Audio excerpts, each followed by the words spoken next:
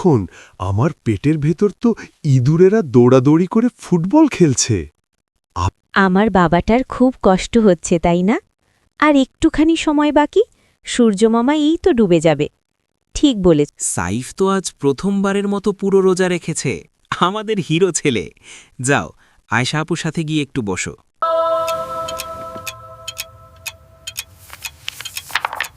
আপু, আপু, কিচেন থেকে পেঁয়াজুর যা সুন্দর গন্ধ আসছে, আমি আর ধৈর্য ধরতে পারছি না। জানো সাইফ, রোজা মানে শুধু না খেয়ে থাকা নয়, রোজা আমাদের সবর বা ধৈর্য ধরতে শেখায়। একদম ঠিক বলেছ। আর রোজা রাখলে আমরা বুঝতে পারি গরিব মানুষদের কত কষ্ট হয় যখন তাদের খাবার থাকে না।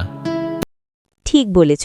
এই নাও, এই ইফতারটা আমাদের পাশের বাড়ির বৃদ্ধ রহিম দাদাকে দিয়ে এসো তো, উনি একা থাকেন।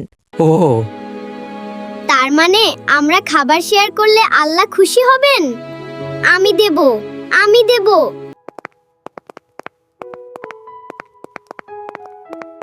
রহিম দাদা, আপনার জন্য আমাদের বাসা থেকে ইফতার এনেছি। আহারে, কত মিষ্টি তোমরা। আমরা আল্লাহ তোমাদের ভালো করুক। বাবা, দাদাকে ইফতার দিয়ে আমার খুব ভালো লেগেছে। আমার এখন আর একটুও খিদে নেই। দেখলে তো, ভালো কাজ করলে মন এমনিতেই ভরে যায়। আলহামদুলিল্লাহ। চলো সবাই একসাথে ইফতারের দোয়া পড়ি। চল চল চল। চলো।